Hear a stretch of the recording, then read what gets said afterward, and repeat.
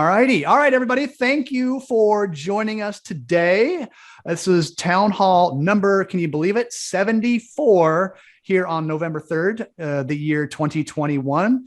It's amazing how fast this year has gone. I've talked to so many people that have said 2021, for some reason, has just been this incredible sprint. It has gone by super, super fast. Maybe it's just because of how 2020 was.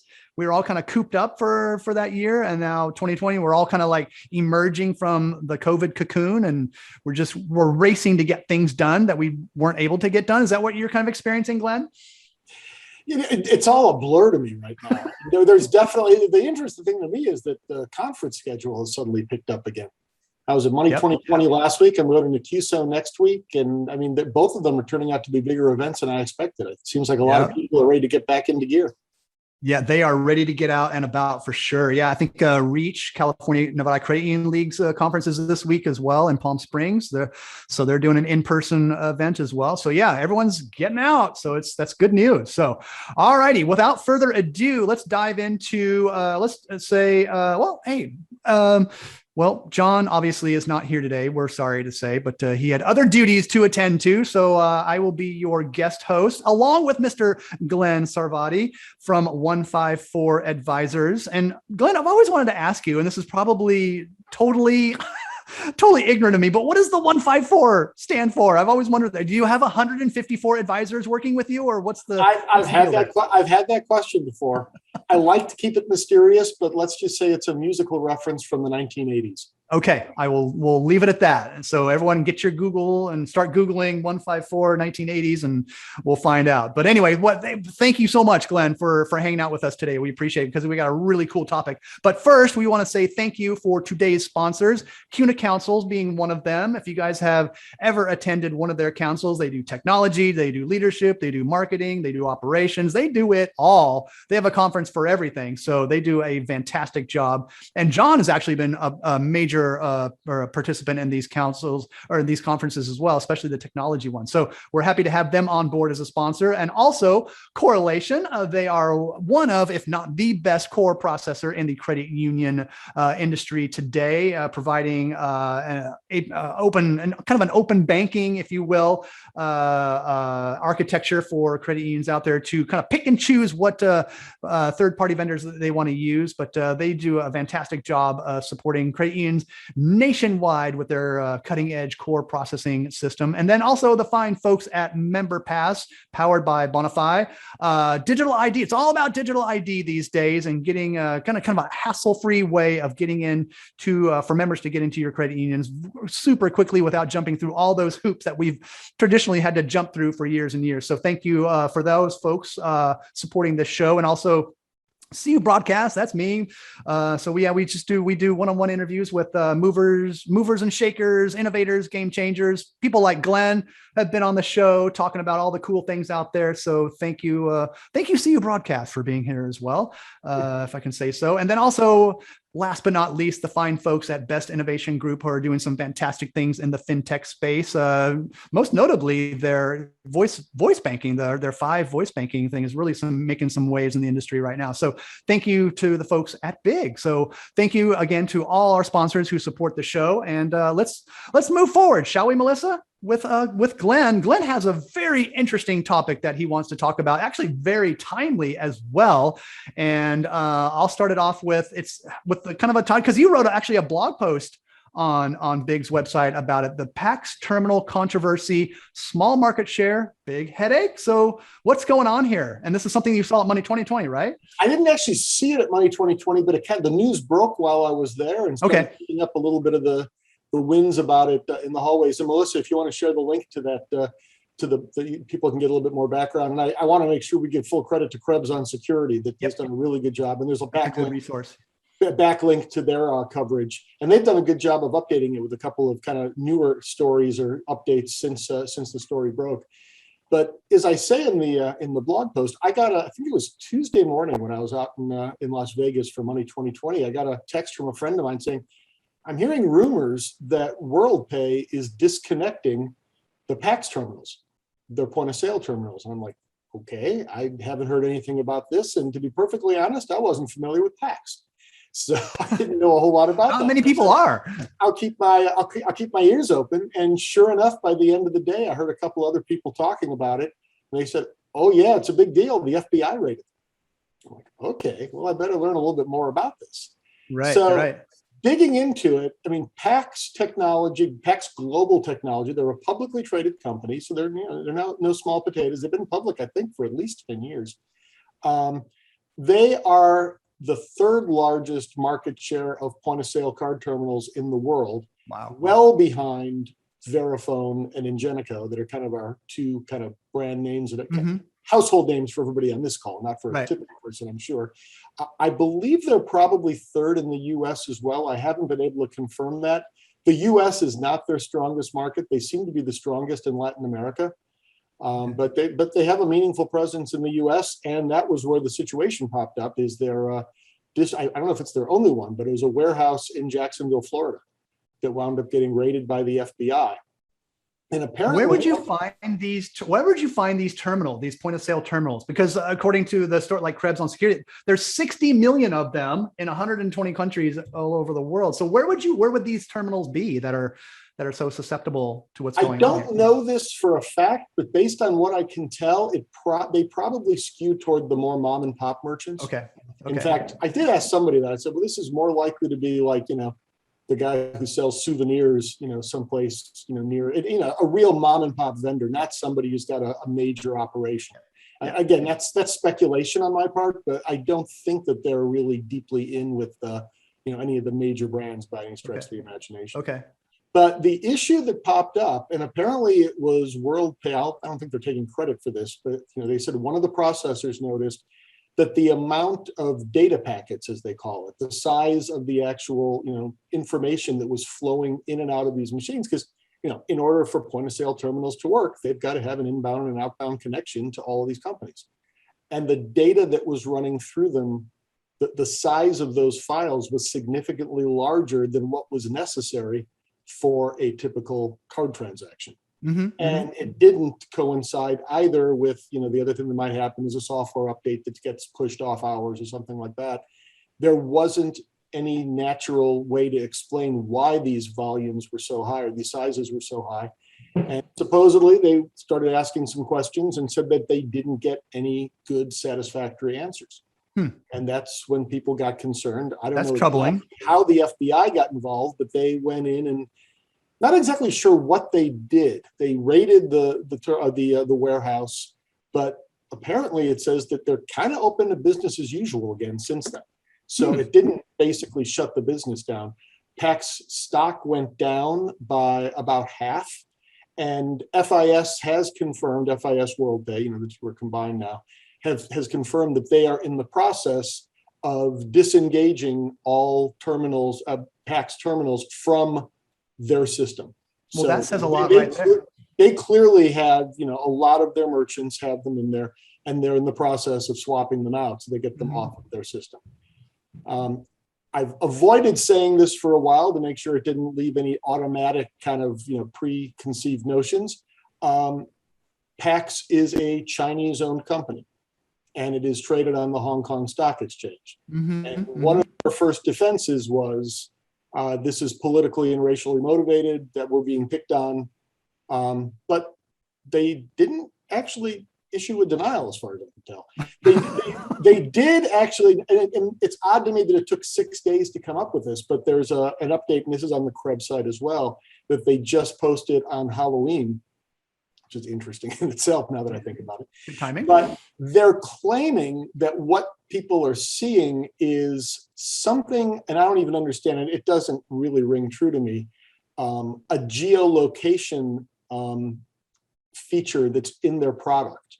They are relatively new terminals. They tend to be relatively low-end terminals, and they're saying it's similar to what you would see on your on your smartphone or something like that, in terms of something that would tracking. Again, part of the point is tracking, and that was the reason why it was adding to the size of some of these data packets. So that seems to be the FAQ kind of response that they're giving right now on their website. Well, and I don't know if you want to mention this or not, but I also read on the same Craig's that Pax's systems may have been involved in cyber attacks on U.S. and European organizations. So that was probably another concern, I would think. Well, and it's interesting. And supposedly, it didn't name which one, but there is a processor in the UK that is supposedly also in the process of disengaging the PAX terminals from their system as well. Now, there's a couple of different things going on there. Again, if you assume that these are the smallest merchants doing this, well, there's a couple things. Three things I'm going to say. One, they've got to find the bandwidth to actually get interested enough to make that change. Mm-hmm. Two, in this day and age with supply chain, I don't think there's a whole lot of new terminals just sitting around waiting to be used. Right, so they've got to find somebody else who can swap them out for another terminal. And three, and I thought Krebs made a really good point. This was interesting to me, is that we're coming up in the holiday season. If you're a small merchant, the last thing you want to do, but both is distract yourself and disrupt your ability to take payments. So they're probably even less inclined than usual to take, conscious action around this. That was my concern too. It's like, okay, now that Halloween's over, the holiday season is officially here. So and even earlier than usual for both the marketing reasons and the supply chain reasons. Yes, exactly. Because everyone's telling everybody to shop early because the supply chains are still screwed up. So I mean, when I think about what this means for credit unions or any card issuer, I mean, one of the challenges is you don't know where your cards are being used. We don't know what this really all means or what, if they're trying to harvest data and what they're doing with the data, but there does seem to be something unusual enough that the FBI decided to go and raid the warehouse, which is pretty simple. Yeah, exactly. No official allegations. They haven't been shut down or anything like that. Well, they may be shut down, effectively if the processor stopped working with them. But the Target breach, the Heartland breach, two of the best known breaches we've ever had, have become, the entry point was the malware that was placed through these terminals. Mm-hmm. So it just feels like we're ripe for something like that happening again. Maybe not quite at the same level because, you're talking about a relatively small market share and you're not talking about a major merchant as you would with Target or somebody like that. Mm-hmm. But I would have to wonder if we're going to start seeing, or at least being prepared to see, some additional fraud on cards coming up. No doubt.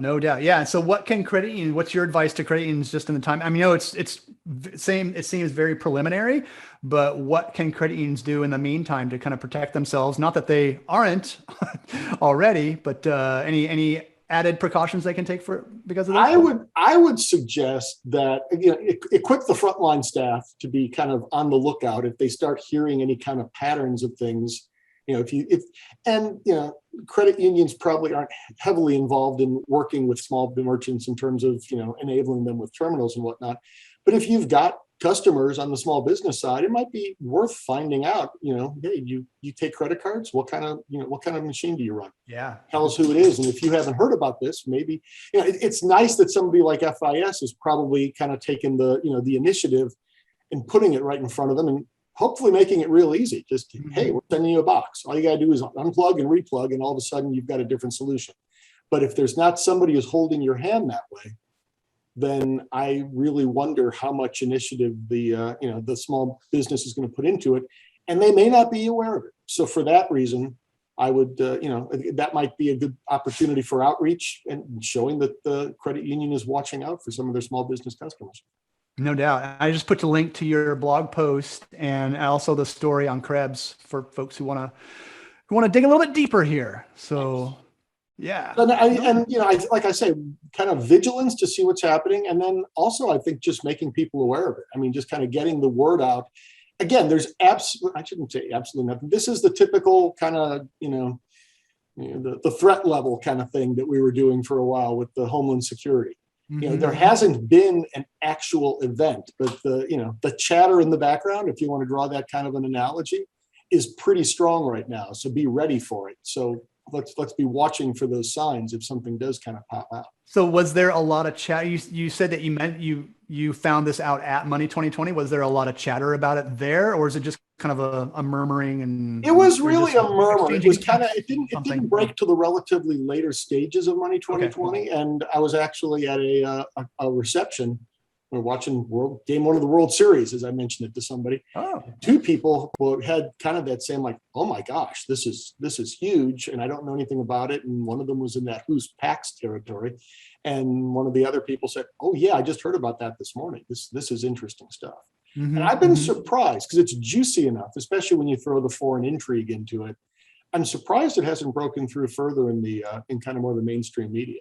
Yeah, I haven't seen much about it either because obviously all the security sites are covering it, obviously. So, but I kind of did a little search around for it, and there were stories out there, but it wasn't like, oh my gosh, front page news on the New York Times type of thing. So no, I really thought when I got back, because I mean, it's amazing when you're, at a conference like that, how deep into a bubble you can get. Yeah. And I really thought I'd come back and I'd pull out the prior days, Wall Street Journal or New York Times. I didn't expect it to be on page 1, but I thought I'd find something on page 3 or 4 or something like that, and I didn't.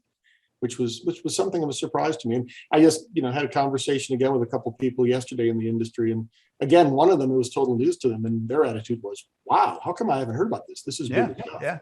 So I'm curious, just the people who are on the call, to what extent is this news to you, or were you aware this was going on? And then what does it mean to your credit union or your organization as well? So I mean, any other thoughts about what you can do to prepare yourselves other than just kind of alerting the front line so that they're not caught off guard, or that they don't miss any, warning signals if they're floating around? Mm-hmm. Yeah. And just to get your general thoughts as well, just about this and maybe other trends out there that you might be hearing about as well, especially as we approach the holiday shopping season, when payments is top of mind for a lot of people, as well as cybersecurity. So it's like we have Rick. Unmute yourself, sir, and fire away.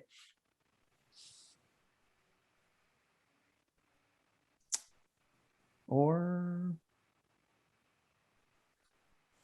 I'm seeing something from Melissa.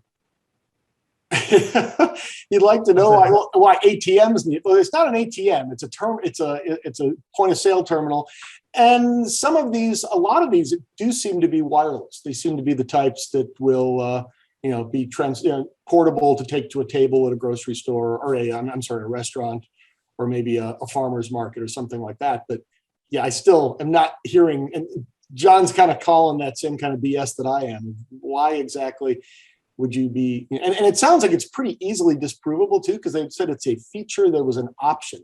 So it would be pretty easy to tell if people, unless it's one of those things like certain features of Venmo that people have turned on and don't realize it. Yeah. Not everybody was probably using those. There'd be no reason for a stationary company to be using a geolocation feature. I mean, yeah, what's the marketing message there for a geolocation feature for them? So, come use this ATM machine right now. So, yeah. And I'll mention just on the security front, while we're waiting, if anybody else has any thoughts about how this might impact them or how they might address it at their own credit unions.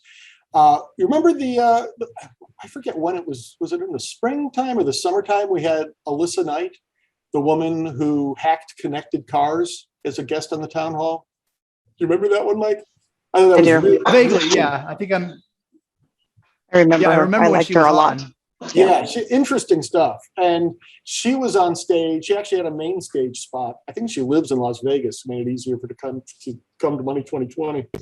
And apparently, she was engaged. She had 2 years ago, the last time they had an in-person event. She talked about having hacked into, I think it was like 15 banks at the time or something like that, on invitation. As a white hat, being invited to penetrate and see what she could do. She's now gone further into that and has penetrated 55 banks through their digital mobile online banking, primarily through the APIs. Oh my God. One of the things she mentioned that was particularly disturbing, that she was kind of amazed by. And she said they run the gamut. There were some that were in the, upper reaches of the top couple hundred FIs in the country, and there was some very, very small in the 100 or 200 million range. But a lot of them, as she put it, was what you call it, rinse and repeat, I think, that they used third parties who took their API code, left vulnerabilities in it, and then reused it in other clients. So if she could figure out who was using those same third parties, she pretty much knew the vulnerability was going to be in place, and she could hack into them as well. So it was interesting because she was using that old premise of trust but verify. She's saying, she's not saying don't work with third parties, but a lot of folks are not continuing and following through with their diligence of then testing the stuff that the third parties are bringing to the table, and they're introducing some of these challenges. Yeah, indeed. Oh, we got a comment from Frank Coe about geolocation. So without geolocation, the vendor from Minnesota who is selling stuff at a craft fair in Tulsa appears to be located in Minnesota. I've had my credit card rejected because of this before. So that's interesting. So to the extent, and I don't know the answer to this, of how much of PAX's business is based entirely on those types of portable machines, then that could be an explanation. I'd like to think that if that was the reason, that, A, they would have explained that to FIS, or B, that FIS would have known that. So, I mean, that may be factually correct, but I'm having a hard time believing that fully explains what FIS was seeing before they would take the steps of actually disconnecting, one of their big companies. But it's a very good point. And it does look, when you go to their site, it does look like a lot of their terminals, they're relatively bare bones, but they do tend to be wireless. Indeed. And so do you think this was possibly a precursor to something that could have been much bigger that could have happened? I mean, just speculation, but maybe something was caught before it got further down the road, so to speak. It could be. On the other hand, I kind of think about it, if I want to be like the glass half empty person, it's often said that when someone hacks into your system, the most, threatening or dangerous time is when they realize they've been discovered, because they love to kind of lay low and see what they can find out. But once they discover that the time is running out, that's when they better act and get their payload and get the heck out of Dodge. Right. So, we may be at that stage on this thing too. Yeah. So was it on? Because I remember, I think it was on maybe a couple of weeks ago, we were talking something about cybersecurity, and my details are fuzzy here, but I remember somebody saying, hey, if they can get to me, I can get to them. So and what you just said, Glenn's like, oh, let me get my stuff, let me get my payload and get out of here before the people that I'm attacking can come back and get me and shut me down. So is that, I hadn't even thought about it that way. I was just thinking about, this is my last, if I'm going to get a payday out of it, I'm going to grab the jewels before it's too late to do something about it. But yeah, it's, and it's, again, it's, I don't want to over speculate in terms of what's happening on this, but I've been really surprised by the inconsistency of what I've seen in the treatment of Zoom. Well, here we are, we're on Zoom, right? I have seen several institutions, not a minority, but a meaningful minority, that will not use Zoom because they're concerned about the security aspects, in part because I'm hearing that it's got something to do with servers and data that runs through China. Yeah. People get uncomfortable about that. Yeah. But then on the other hand, I've worked with several companies and financial institutions that I think of as being very cautious about that stuff. And they use it and they don't have an issue. So I don't really understand why there's such an inconsistency there. And if there's one fact pattern, why different, very credible organizations wind up coming to different conclusions on it. And, again, they're both, Chinese connected businesses. And therefore, if the logic is the same, or if the level of concern for right or wrong reasons is there, the same basic logic could apply. Yeah, I've run into that too, because we do a lot of interviews here on CU Broadcast, obviously, and sometimes people don't want to use Zoom because of that very reason. So we either migrate to Microsoft Teams or Google Meet, or back in the day, Skype. So haven't used Skype. I've been on a couple of panel discussions for virtual events where you'd have 5 people, and one of them said, "I can't. We're blocked from using Zoom on our company machine." And they've gone and fired up a personal laptop, and they just reconnected that one. Yeah, or your phone, or your tablet, something like that. So it still works there. So, oh my goodness, Glenn. So you always come up with these really cool technology security type things that we can all just kind of chew on for a while. And all of a sudden, I try to be careful. Later, it's like, oh my gosh, Glenn said that a month ago, now it's happening. Oh my goodness. I know enough about this to be dangerous. I'm certainly not a tech person on this side of things, but when I heard about this, it really kind of blew me away. And like I said, I'm just surprised that and maybe to some extent that maybe it's intentionally being kept quiet for exactly those types of reasons. Yeah. that, a lot of times they don't like to publish whoever that mysterious they might be out there. Whether the FBI is saying, hey, let's kind of keep this quiet so we can do a little bit more diligence on it or whatever. But it's an interesting one. And again, as I say, the U.S. is actually the smallest, as I recall, of the 4 major geographic regions in terms of PAX's footprint. And interestingly, I think it may have even been bigger in Latin America than in their home markets in Asia, which I thought was interesting too. So, I haven't heard anything about how it's being dealt with there. But as I said, I did see that the UK, at least there's some processors there that are taking some action. Yeah. Well, I mean, if companies like this are taking action, like FIS WorldPay, did Mike just freeze?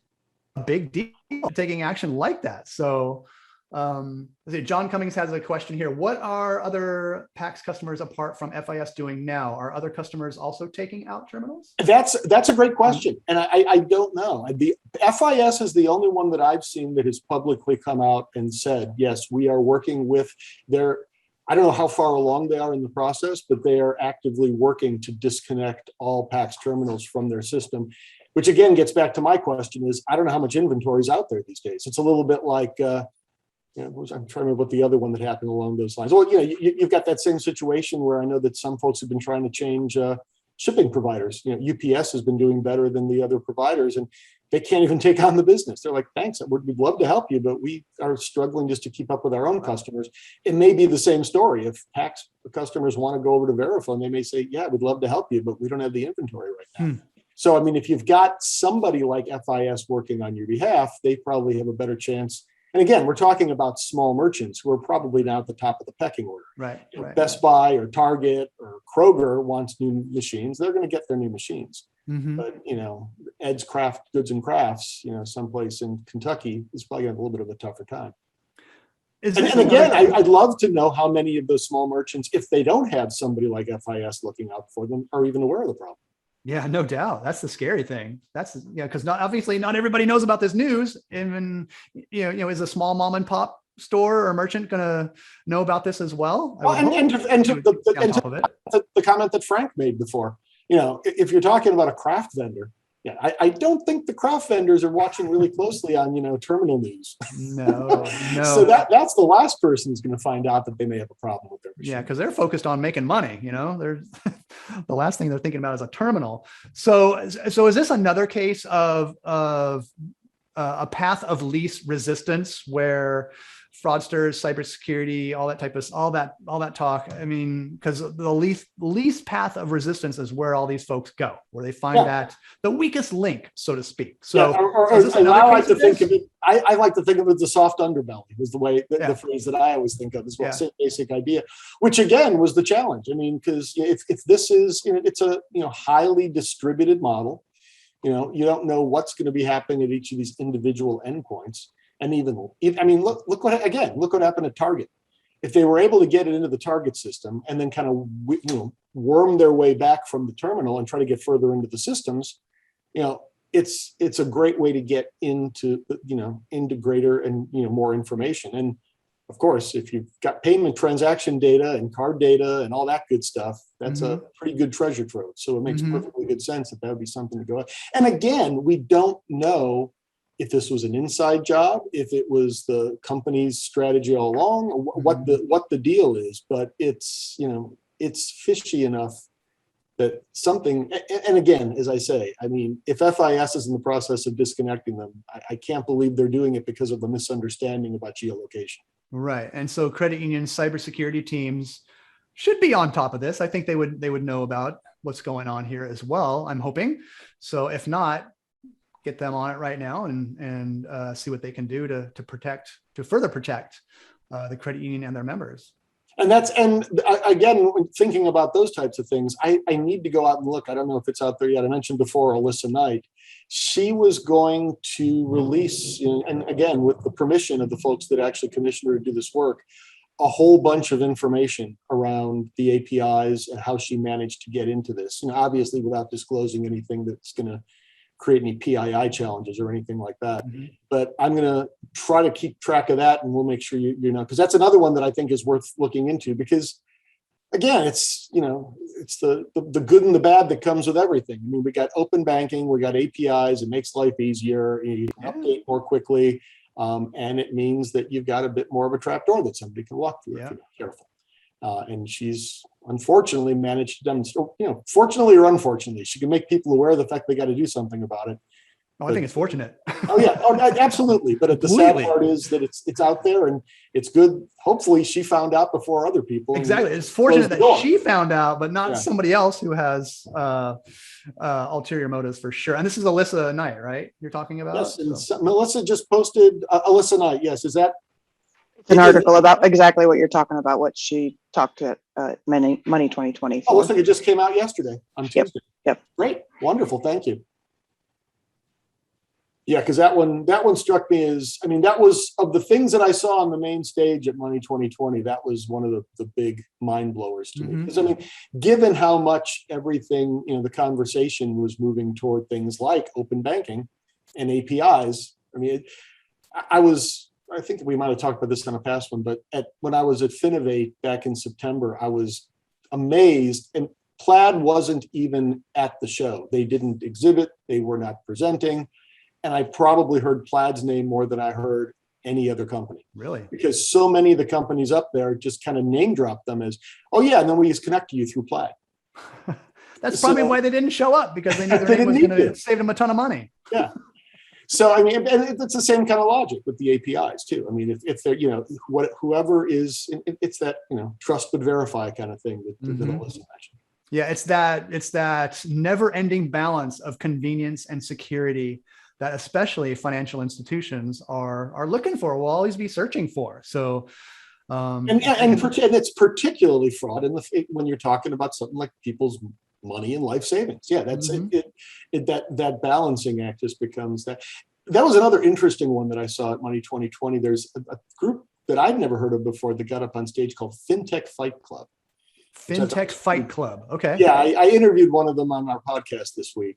And I guess they've done these a few times now. They've staged debates in a relatively kind of, regimented kind of academic type format, a debate over fintech type or banking type topics. And the one that they tackled this time is, who is more innovative, banks or fintechs? And I think, and then they did this too. They took a poll before they started their arguments to see, and I don't think anybody here would be surprised. And they did say banks, not credit unions, but I think they were using it as shorthand. It was like 87 to 13 or something like that %, in terms of how the polling went in favor of fintechs. Okay, that's what I was thinking. And by the end of the debate, it was still heavily weighted toward fintechs being more innovative, but they did manage to close the margin by making some pretty good arguments. I think it was more like 79 to 21 or something like that. But the fact that they were able to move the meter in a 35-minute discussion, and the reason I thought of that was, one of the comments that was made was, fintechs have permission to fail. Failure is not an option for banks. You can try something new, but you can't expose the entire shop. That's just correct. It doesn't come with the territory. Yeah, whether it's because of the regulators or whether it's just the trust that has been, given to you by your customers. Mike, Zoom versus Teams. And I agree with you. I have all kinds of headaches with Teams all the time. I'm in agreement too. So, gosh. Yes, I thought that was one. I just love the little takeaways that I get over the course of the time at Money 20. I just like that whole permission to fail kind of thing. And it's true. That's a great point. But you also think about the millions, possibly billions of dollars that are in R&D at a lot of the major banks, the big boys that they're putting in. So you would think they would, my gosh, they would be the ones who would be leading the way, but still not. So it was kind of a matter of, some of it was a little bit of kind of parsing the words and semantics too. Somebody made the point, you need to distinguish between invention and innovation. And the point was made, the telephone, Alexander Graham Bell, the telephone is an invention. Right. The smartphone was an innovation. It wasn't really an invention. So when you're making an original item better than it was. You're finding the incremental opportunities to recombine the way people approach things. And I do think that that's where, I mean, are banks with their R&D budgets truly going to invent something entirely new? I don't think so. But can they figure out a way to recombine stuff that just, has some additional value? I think I think, so I think it might be, whether that, keeps you away from the moonshots or whatever. I think there's some truth to that you can really kind of work to your advantage. Well, because I always see these numbers that they're putting out there in their R&D and things like that and say, well, why aren't they inventing the new space shuttle or something like that? Because this is, I mean, literally millions and millions, possibly billions of dollars. Why aren't they putting, a man on Mars? Or, I mean, I'm just being very dramatic here, obviously, but my gosh, the amount of money that they are putting into their digital R&D is mind-boggling. I'm like, well, why haven't they reinvented something by now? It's just, I don't want to say I see the same old because there is innovation there for sure. But I just don't see, like you said, these moonshots, these incredible, mind-blowing, oh my gosh, they did this type of, I don't see that yet. Maybe I'm not out there enough, but I don't see it yet. And this certainly is not, I don't know if I'd call it a moonshot, but I think I'm thinking about the way, and this example came up as well, real-time payments, RTP. It was actually created by a consortium of banks. Now, it's gradually getting into place, but the point that also is made, maybe that's an invention but it's a set of rails that actually moves the money faster and in a different fashion. But the clearinghouse, who actually is responsible for that, has been very vocal about saying, we're not trying to decide how this gets used. We're just creating the basic framework by which it can be done. Now everybody else go out and figure out a way to use it for the best possible benefit. Exactly. So that's, again, now hopefully that's where the R&D budgets of these banks, I mean, right. A lot of these same banks have written a check to the clearinghouse to actually invent the rails, but now it's those R&D budgets internally that are hopefully going to start creating some ways. And I know that, folks like Catalyst and whatnot are doing that for the credit unions as well. Iterate. So make it better. So good stuff. Was there anything else? I mean, speaking of Money 2020, was there anything else there that stood out for you? Because a lot of us, I mean, I wasn't able to go this year, unfortunately, so I'm hoping to get there next year. But anything else stand out for you? I found it to be, I liked it a lot. I thought it was good. I still found it to be very worthwhile to go. But they actually wound up, I think, overperforming even their own expectations. They had about 8,000 people there. That's what I heard, yeah. And it was, and they had a big, walk up is probably a little bit of an overstatement, but the late registrations just over the last couple of weeks were, they told me was higher than they've ever had before. I think they were only at 6,000 just a couple of weeks earlier.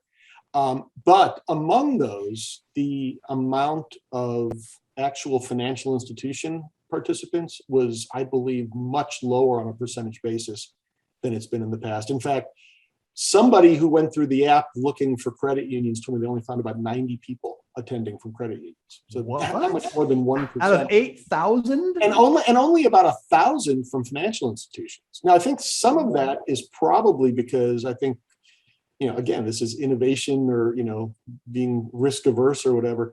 I think banks and credit unions, a lot more of them probably still have travel restrictions in place. Yeah.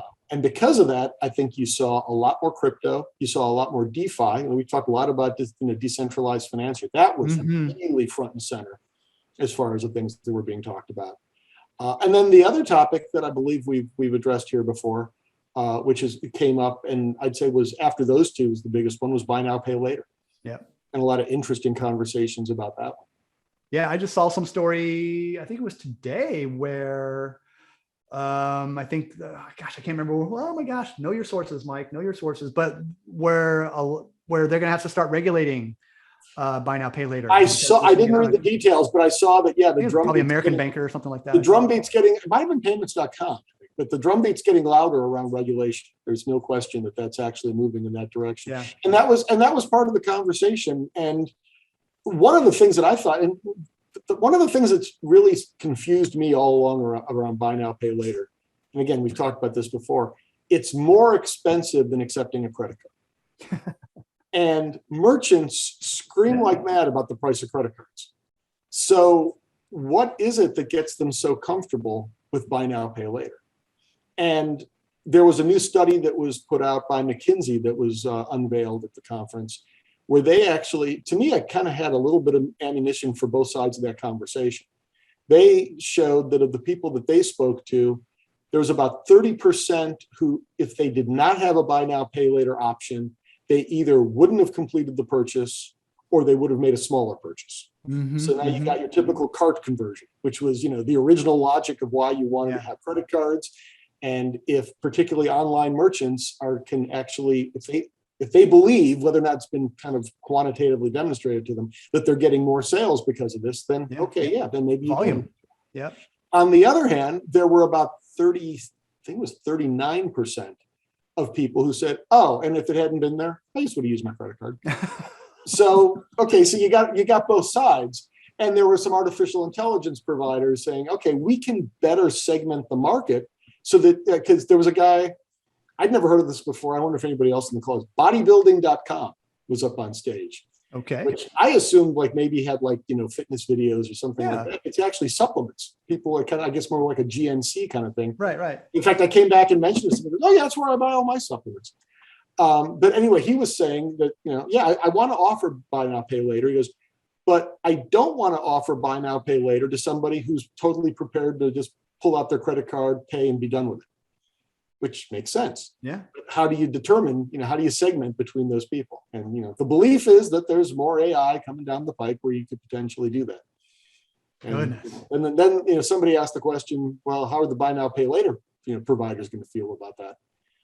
In the short term, I'm sure their answer would be not great, but, obviously the data science people were saying, oh, they should like this because it's going to also, keep their losses down. Because in the process, we're also going to be able to distinguish between the people who are the biggest non-payment risk. No doubt. Interesting times, Mr. Sarvadi. Interesting times indeed. Did you want to mention any more about Alyssa Knight? No, I appreciate. I appreciate Melissa, our Melissa, putting that link in the. Into the chat, because I want to find out more, and we'll follow up on that one too. That was primarily what she was doing, and kind of teasing that she had more coming. So that one, and she's working on a screenplay, which I thought was pretty fascinating. A screenplay? Yeah, I mean, hey, hackers are interesting stuff. Okay. Oh, who else was working on a script? I found this interesting. Brian Brooks, the former controller of the currency, the guy who never technically got approved. He was only the acting controller.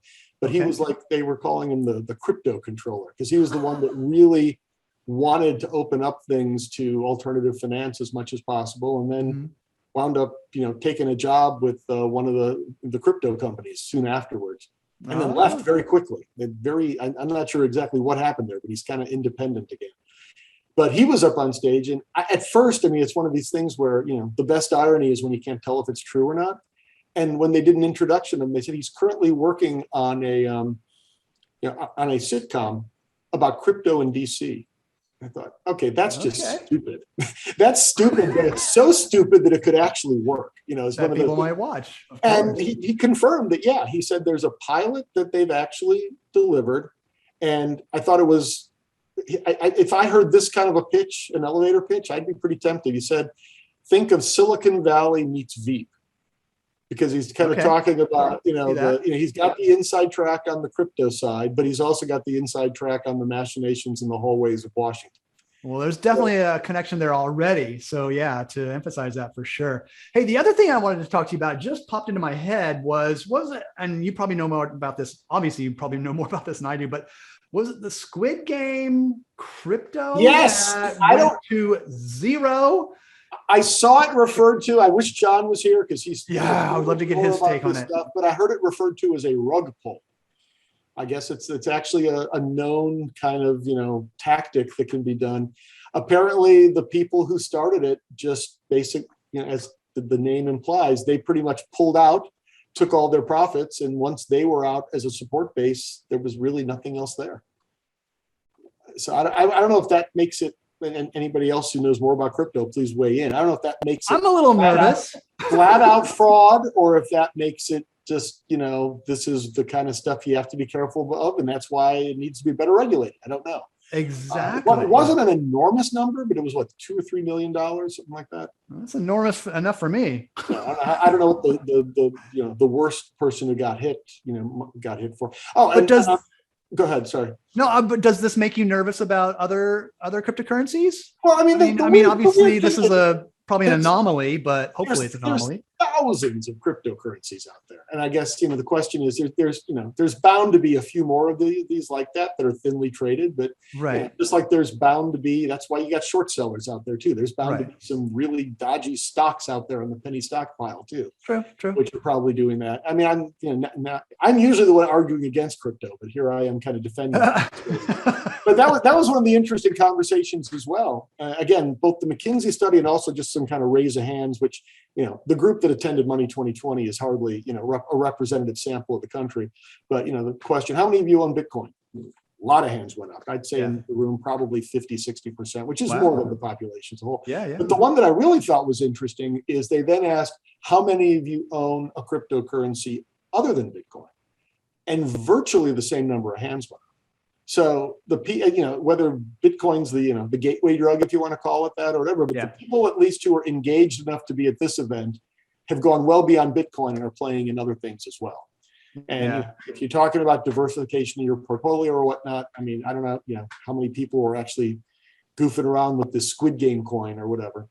Well, I think that's probably why it made headlines, because of the name, and Squid Game is quite the trendy right now. So yeah, that's probably why it made headlines. So Mike Kelly has another comment about the trust being the currency of credit union. Exactly. I mean, and that really came home. That was another real key point that I thought was great. And again, I keep coming back to this McKinsey study, but they pointed out again, they don't distinguish between banks and credit unions. I think we can all safely assume that credit unions perform above banks for the most part in terms of trust.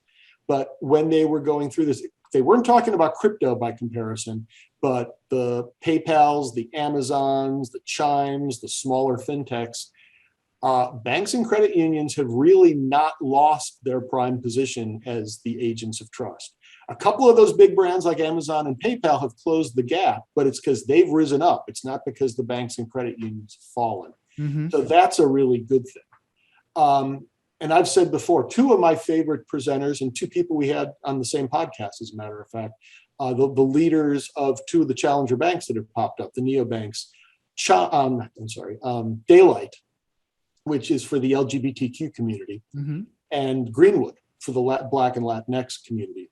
They were both up on stage. And one of the things, particularly with Daylight, that really came front and center to me is that whole notion of trust, but then the notion of trust and how it may vary depending on the segment that you're trying to appeal to. And he really, Rob Curtis is his name, the founder of Daylight. And he really pointed out some specific needs of the LGBTQ community, which just don't necessarily align perfectly with the way the traditional financial products are sold. So they're really trying to engender that trust. So again, if you talk about a very hyper segmented market approach, and in the days before community charters, or even in a relatively small community charter for credit unions, if you can generate that trust with your group of individual members, I think that's absolutely, and I feel like that, to me, they still feel more like credit unions than banks to me. In the way that these groups are really approaching their market strategy. That's their SAG, man. That's their SAG. So the one that just, was one of those just mind blown moments. He was talking about travel insurance when you're buying a financial product like travel insurance.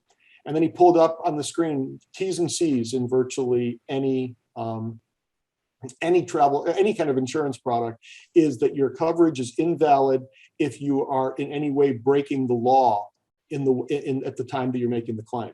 Okay. And then he pointed out, he showed a map, and was it 70? I forget how many countries where homosexuality is illegal. So if I travel there, are you telling me you sold me a policy that I can't enforce? Right. That was a fascinating. Wow, I didn't even think of that. Yeah, I hadn't either. Wow. Oh my goodness. Gee whiz. Anything else? I think I've hit my greatest hits in terms of Money 2020. It felt to me like there wasn't quite as much content, but when in the past years, but when I stepped back, I came away with more than enough takeaways to feel satisfied with what I got out of the 4 days. Well, it's good to hear that shows back and forth, and I'm sure it'll be back up to think the year I went, there was like 13,000 people there, and that was a I few was years surprised. ago. So I remembered there being as many as 12. They tell me that they've never formally announced much more than they've said over 10 was the highest they've ever actually Really? acknowledged, which Wow. implies that this was only 20% off their max. Yeah, because I was there in 18 or 19, 2019 or 18, and word in there was like, oh my gosh, there were 13,000 people here. So I thought I remembered that too, but I mean, if I looked at I mean, clearly you had less international folks for a couple of reasons. One, probably harder time traveling, but also they postponed their European conference until just the month before. So, I mean, anybody from Europe was going to go to that one instead of this one. Right. And then, as I said, I think that the number of bank and credit union representatives was down dramatically. Way low. If you took those two populations, and that probably can account for almost the entire variance of attendance from the last in-person session. Yeah, if all goes well with the pandemic, I mean, it keeps, numbers keep going down, then that show will be back in force for sure. And I will say they did a good job. They checked pretty diligently. They routed you to a separate desk, showed your vaccine card or your proof of negative test or whatever. And it's Vegas. There's only so much you can do. I know, exactly. I mean, Finovate was. Then you walk out on the street, it's the Wild West. Oh my gosh. Finovate was much different because it was literally on a floor where you could be pretty much assured that nobody got on that floor unless they had passed that screen. Okay. The way that the Vegas world is set up, it's just not practical to do that. I hear you, sir. All righty. Well, gosh, I think we've covered quite a bit here. Covered quite a bit of ground here today, Glenn. So I'd love to hear more. I'm going to continue to follow this story around PAX because I find it fascinating. Yeah, me too. If anybody else hears more, I would love to hear more. In terms of what you're thinking. Anybody out there, as far as how it affects your credit union, what you might want to do to make sure that your frontline staff is aware of it. And again, as I say, it'd be a shame if we discover down the road that the warning signs were there and we missed them because the person who saw them wasn't aware. That's what I was thinking. Was this a precursor to something bigger that we stopped, that was nipped in the bud, so to speak, early on? So, we can only speculate, but yeah, this is a good lesson to stay on your toes with this type of stuff. So. Yeah. And again, it's, there's so many, I don't know if we've done any kind of research on that. Our farmers market vendors, craft fair people, the Etsy world, folks like that, are they any more inclined to be credit union members than bank members?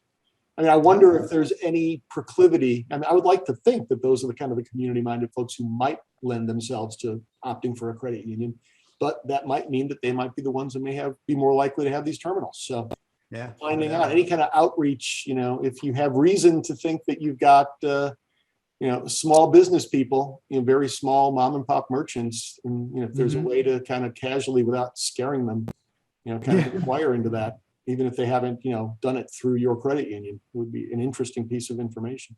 Yeah, keep everyone educated. I think the education is the key here. Be aware. Always be aware of this stuff. Because I mean, how much did fraud go up during the pandemic? Well, I mean, I don't know what the astronomical percentage number was, but it was scary high, and it's still up there. So this is something that is top of mind for every financial institution leader out there, let alone the IT department and the cybersecurity department. So being vigilant in this area is unnecessary now.